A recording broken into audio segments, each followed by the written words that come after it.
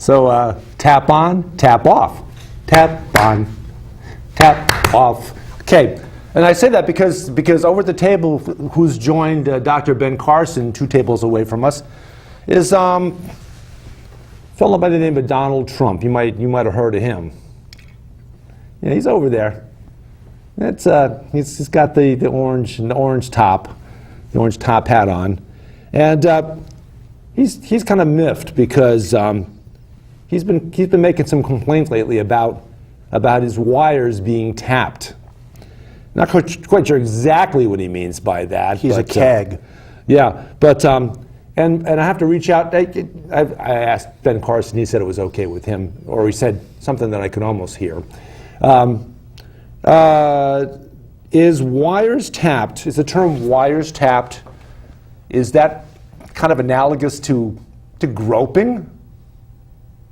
You feel like you're being groped the way you've gone through the years doing your own? He got up and he's leaving. Okay. Hey, is the shackle still on? The shackle is still on. Okay, because in between, toward the end of last night's show, and we couldn't leave because of this. Toward the end of last night's show, Dr. Ben Carson, true to his form of realizing that, he understands that slavery is equivalent to immigration.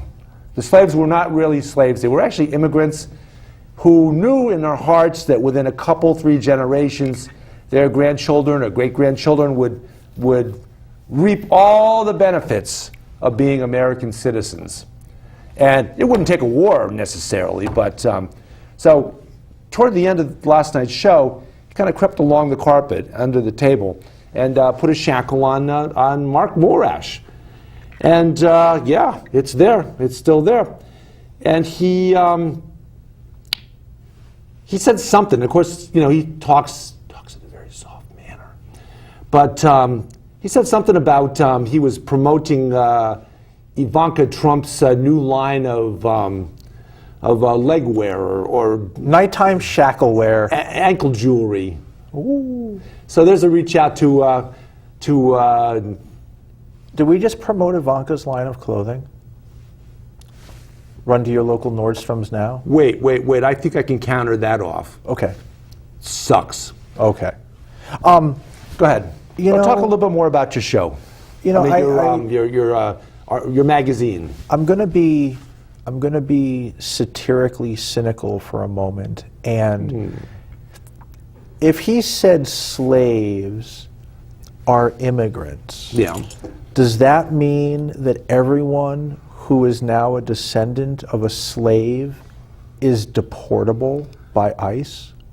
Well, that's an interesting question because it's kind of a broad definition, because unless those slaves were actually made into citizens, yeah. I mean, are we all laughing at this? But really what they're doing every black person in America is an anchor baby. Is that they're now trying to go, well, we'll get rid of all of one group and we're going to need another group to deport and then another group to deport, and eventually the population will go from 300 million to the 24 cabinet members that Trump has, since they're failing to fill hundreds of administrative positions. Yeah. And they're purposefully not filling these positions. So what they're essentially doing is saying, we're going to gut all these agencies. Yep. We don't want people, literally don't want people in the offices to see that the cabinet members are essentially gutting and pillaging and raping and draining all of the resources from all of these. So essentially what they're doing by not filling any of those positions is they're consolidating the entire power of the United States down to a couple of dozen people. Well, while you were talking, actually, Trump left, because I guess he got offended at something I said. But Betsy DeVos came in and joined Dr. Ben Carson at the table, 2 tables over, and she's quite convinced that the Department of Miseducation is going to survive.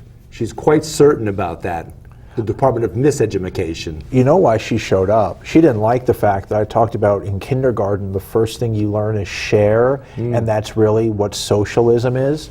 So she's here to reprogram me from, thinking that kindergarten is about. So you're not going to teach sharing anymore. And sheep shearing, yes, you're going to shear all the sheep, aren't you? Shearing, that but is not how you sharing. kind of think of all of us, isn't it? Sharing but not sharing. We see.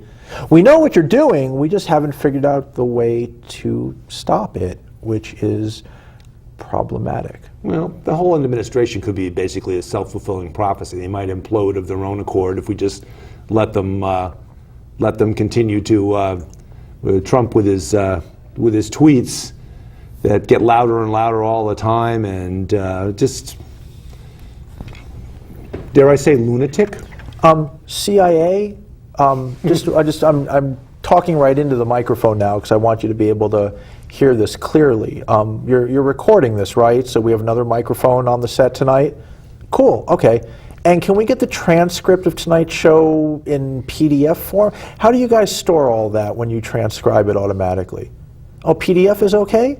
Okay, cool, yeah. Just send a PDF to my email address. I'm not going to give it to you because you already have it. You already have my password, so why don't you just drop it onto my computer or something? You'll give me the transcript? All right, perfect, thank you. Now that he's off, it's my turn. Could you run back in between shows? You'll find it, because he said something that kind of threw me for a loop, and I want to have that for posterity, so I can use it against Mark if I ever need to. So, could you send me that? I got it. Your life. It just came in. Recorded in triplicate. Recordings upon recordings. It's like what's the French artist Fold According to Fold. I'm stumped. It wasn't Dali. It was a French guy, Magritte, I think. But so, the magazine. The magazine. We keep drifting away from the magazine, and we got to drift you back on. Here we go. Drifting back to Art Young's Good Morning. So when we were opening the show, there was the comment about Trump being tapped. Mm-hmm. And I made the comment of a keg. So this is how one develops political satire. Most of it comes down to language. So you say tapped, mm-hmm. I think of tapping a keg. Mm-hmm. You think of beer. But then you turn keg on itself to making it a powder keg.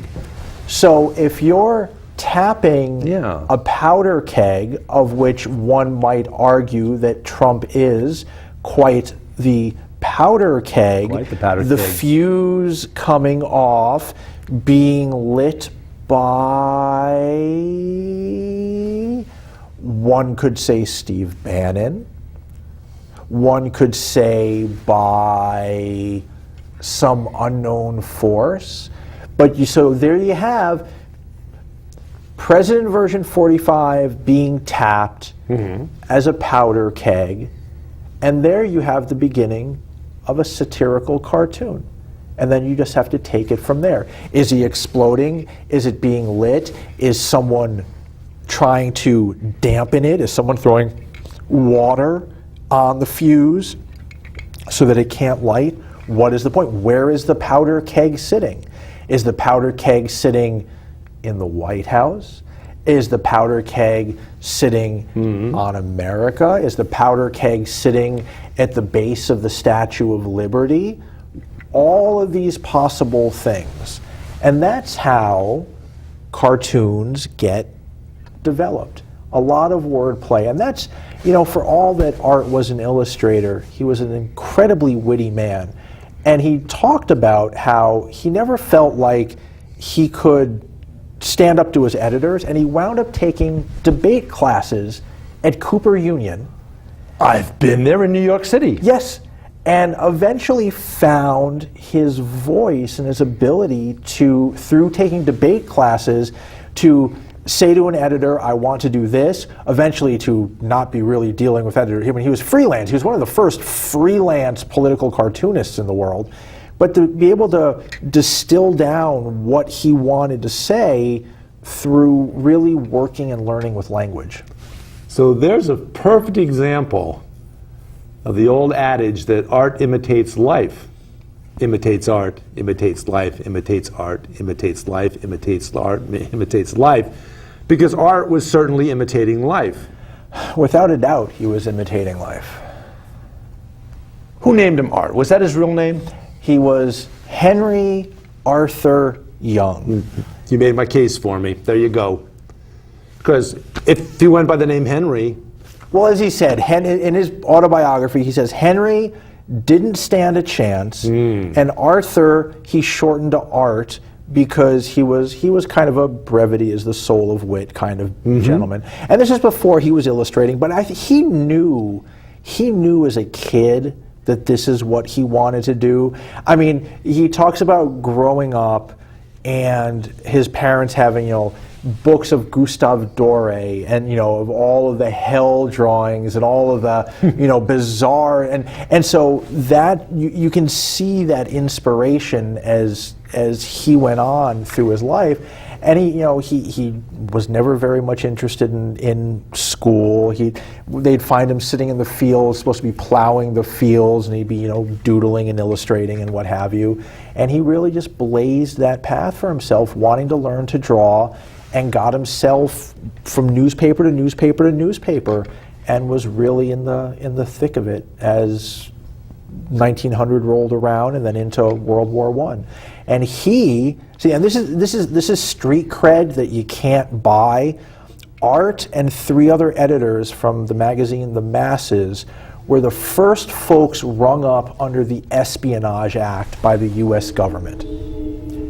That's street cred. Are we talking McCarthy era, or are we talking earlier? 1917. That's a little earlier. Little earlier. This is the original form of the Espionage Act that eventually became what McCarthy used. And because World War I, the people in this country didn't want war. And so they weren't going to go to war, Wilson said, I'm not going to war, vote for me for a second term. They voted Wilson for a second term, and he said, we're going to war, and we need 2 million soldiers. And the people of the United States said, 2 million soldiers? They gave him a single finger salute, and they got about 70,000 people to sign up. What do you mean by that? They said, no way, President. Oh, what number was he? I don't remember. I'm totally blowing it. Somewhere Anyhow, in the 30s. Somewhere around there. And so they said, well, if you're not all going to volunteer, we're going to have a draft. And that was the beginning of the draft in the U.S. And the Espionage Act essentially said that any action that tried to convince people not to draft, because World War I was the first time they were ever conscientious objectors, well, they said that the illustrations in The Masses and some of the writing were encouraging people to conscientiously object and to not sign up for the draft. Or at least that's when the status first came into use, came to be known as conscientious objectors. Yes. They were conscientious objectors throughout the history of war. Yes, but the first en masse in the U.S. And they were designated by that term, conscientious objector. And so they rang them up under the Espionage Act, hauled them into court. There was a mistrial the first time. They hauled them back in the second time. There was a mistrial the second time. Well, double indemnity. And double jeopardy. There's a famous illustration that Art drew of him sleeping in court. He was so bored with the whole thing that he would just fall asleep in court, as he would say, on trial for his life. And he's asleep, and the Z's, coming out. Yeah. And what's fascinating, because it's relevant to this day and age, we're progressive soup, and we think of Teddy Roosevelt as being progressive and early with the Bull Moose Party and so on and so forth. A lot of respects, but I'm sure you've got some respects that not so. Teddy was one of the greatest proponents of World War I, and he actually was completely tied into the big piece of propaganda that convinced people to start volunteering and for the American people to back the war. That being the Lusitania? No, they made a film in 1915 that was supposed to show the horrors of war, supposed to. But Roosevelt convinced one of the generals to loan a few thousand troops to the making of this film. I'm totally blanking on the name of the film, which is horrible. But for the first time... That's for the audience to find it, take a look at it, and report back. But imagine 1913, film is still fairly new, but everyone loves film. And you go and you see these large-scale battle scenes in front of you. And it made war look like something that was grand and spectacular and patriotic. And that film is thought, because around World War I, as Wilson wanted to get involved, they started the first propaganda arm of the government to have, educating people. They actually went and showed this film in something like 30,000 communities around the country. Like, they went out to convince people town by town to back World War I. Kind of like football, except with 11,000 players on each side. Yeah, pretty much. And so all of that ties into the time period when art was illustrating. I mean, you had the most politically changing landscape that this country has probably ever seen. I mean, yeah, we have chaos now, but the First World War was something so unknown to people. The fact that the reason that the government got involved was because Chase and Morgan and all of the big bankers at the time had bought a patent from an inventor who had invented a number of forms of gunpowder and munitions. And he wrote a book backing war because he needed a way to sell his munitions. And they literally created a war so as to be able to sell these munitions first overseas to all the countries in Europe, and then to sell to the US, who needed them to then go over there. And they literally created a war to sell gunpowder. It's fascinating, and you don't learn it in school. And it's not hyperbole. This isn't like weird conspiracy theory versions of history. It's actual historical fact that you can go out and research. And the job of all of us, as per usual, is to go, look, fact check, question, continue to question, formulate your own opinion, which probably won't end up being at this end or this end. It'll probably be somewhere in between.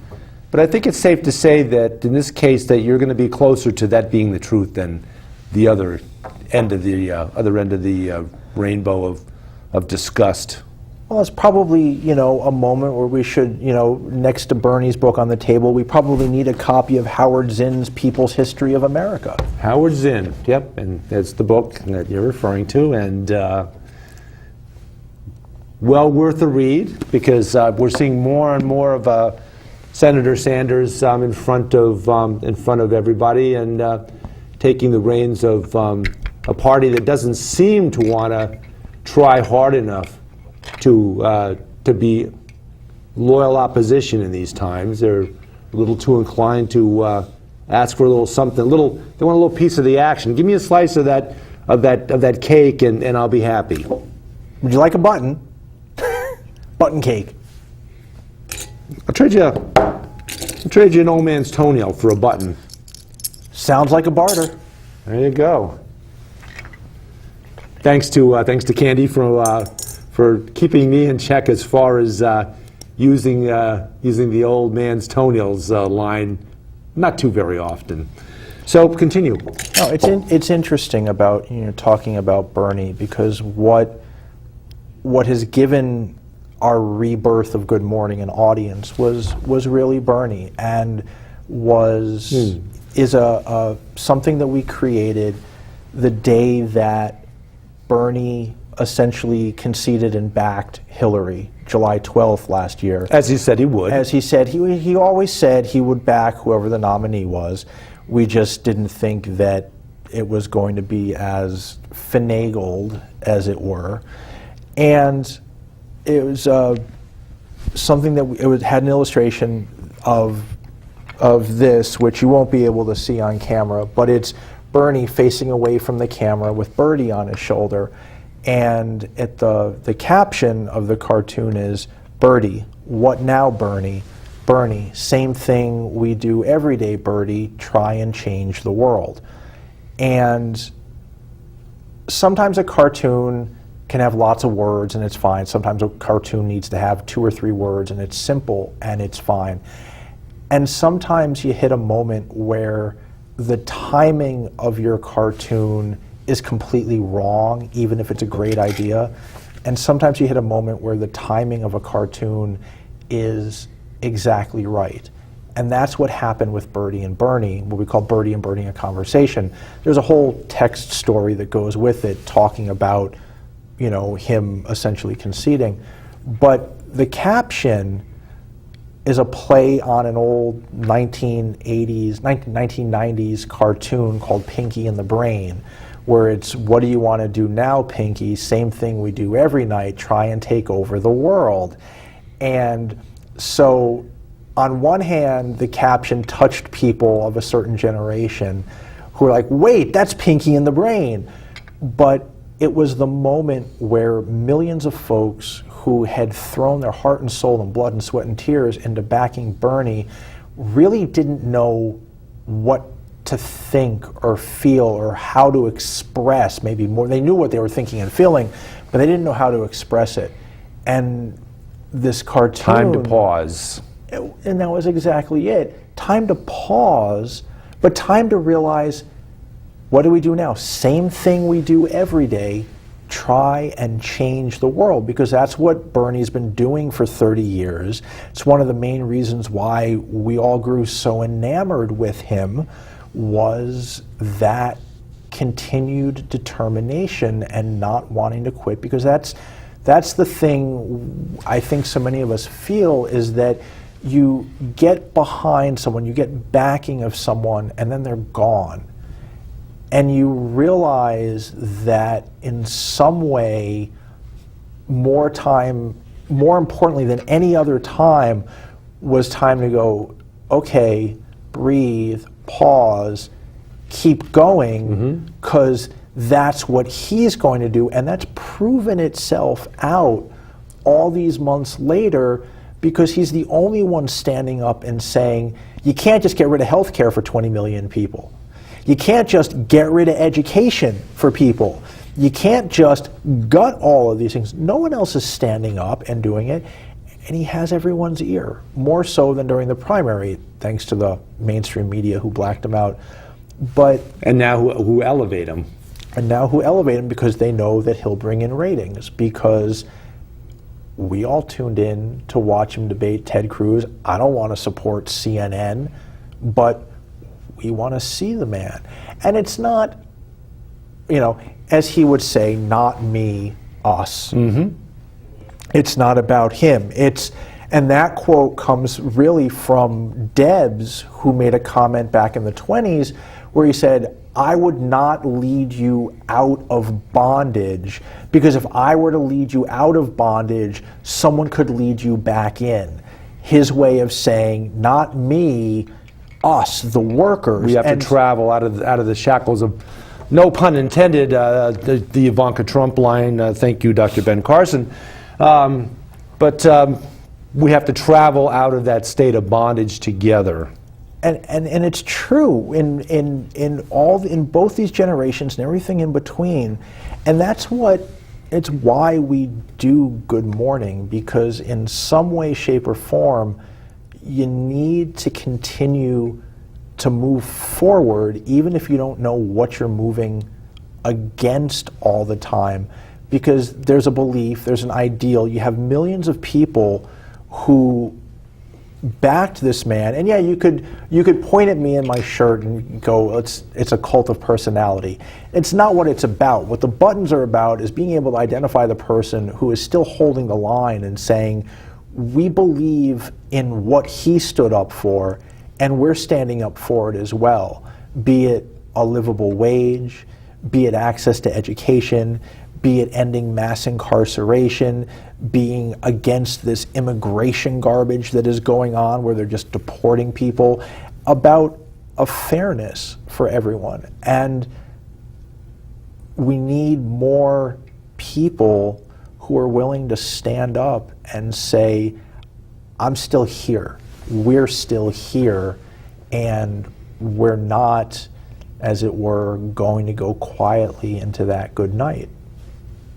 And they've not been able to, try as they might, not been able to trip up Bernie or get their soundbite out of him, or manage to find some edge, like they found with that other guy from Vermont, Howard Dean, where they got a loud voice, where they could block out the directional microphone, and they blocked out all the crowd noise and made him sound loud. They haven't been able to do that, Bernie, because Bernie generally doesn't.